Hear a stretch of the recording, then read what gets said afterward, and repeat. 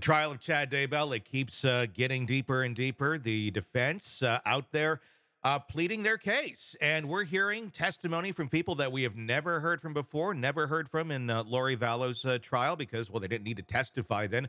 These are people that are trying to stand up for Chad. And Chad happens to be their dad. It's a lot of his kids that have taken the stand in the last week or so.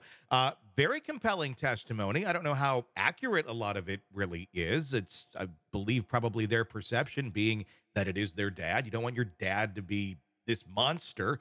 But, you know, that's all up for conjecture. Joining me, Eric Faddis, former prosecutor and defense attorney. What's been your takeaways thus far of that week of testimony from the kids?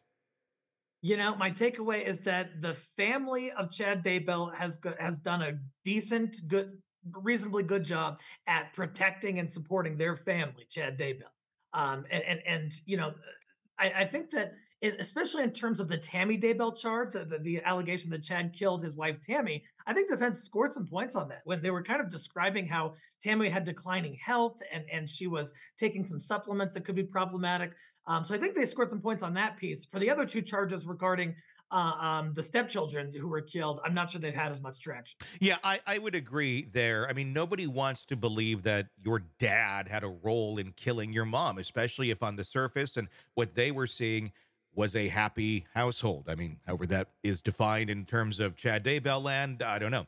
But it seems to them they were all kind of in a good place. I mean, have you ever seen a case where the children testify and if they were not abused by their father or who was ever being charged, turn their back on dad or mom if they did something horrible to somebody else?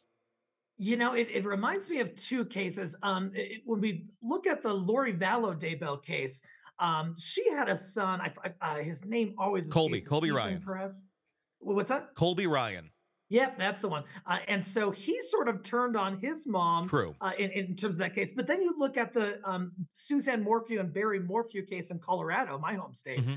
Barry Morphew's children have been steadfast in his support. And so I think it kind of runs the gamut on that, but always interested to see how the family's going to react to these explosive allegations regarding their parent. That is true. I wasn't even thinking that. On the opposite side, Colby Ryan did very much turn on mom. I think he eventually saw the facts and couldn't really necessarily dispute them. Obviously, two totally different upbringings as well. Let's listen to Chad's daughter refuting that her mother, really was in such good health as we've heard the prosecution try to say.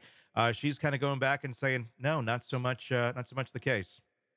Were there other things that your mother did in terms of remedies to resolve other issues she may have had? She bruised really easily, and she used arnica gel. Okay. Arnica is a plant that helps with bruising. She had it in gel form. And when you say she bruised easily, can you elaborate on that? If she were to bump her hip on the counter when she was walking by, she would get a massive bruise from that. Even things like carrying a heavier load of groceries where the bag pressed on her arm would leave a bruise. At any time, were you present when your mother discussed any of her health issues with other members of the school staff? Any chance that I got to, I would go visit her in her classroom. And I never observed her talking about her health with our coworkers. I want to talk a little bit about the book fair on the 18th and the preparations that were involved. Did you personally observe anything as far as your mother preparing for the book fair? She loaded her personal belongings in boxes and loaded them heavier than perhaps she should have, because I observed her walking down the hallway and she was resting the box against her body on her arms, holding it back and walking with a lot of effort. Did your mother participate in that 5K race? She did not. There was a discussion about some previous testimony about someone observing her. I believe it was a principal observing her crossing the finish line. Do you have any personal observations about what you saw that day? My mother may have walked across the finish line while helping with the race administration. She was not entered as a participant, and she did not go the entire distance. There were some people at the end of the race who were going very slowly, and a group of people walked with them to encourage them to finish. And she may have been with that group, although I don't remember seeing her. Very, I would say robotic, almost like testimony. These are people who I think have been trained not to question a whole hell of a lot of anything. And we'll listen to some more clips in a moment. What do you think? Did she poke some holes in the testimony of the prosecution here? Or is this really just, I mean, like I said, kind of robotic testimony from someone who's been trained not to question anything? Yeah, I'm kind of underwhelmed by at least that clip.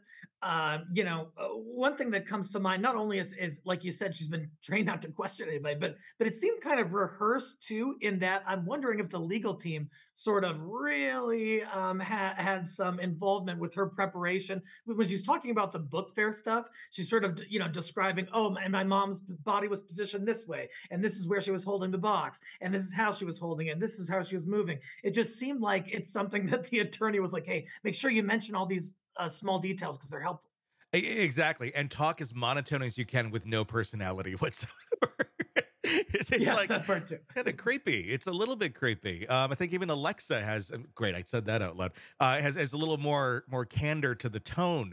Hey, thanks for checking out the video. Be sure to follow us wherever you download podcasts, and especially Apple Podcasts, where you can get advanced episode and premium content on our premium channel right there. Also, be sure to follow us on social media so you don't miss any breaking updates on the stories that matter to you most. We're on TikTok, X, Instagram, Facebook. Just search Hidden Killers Podcast with Tony Brueski, and you'll find us right there. Again, thanks for watching.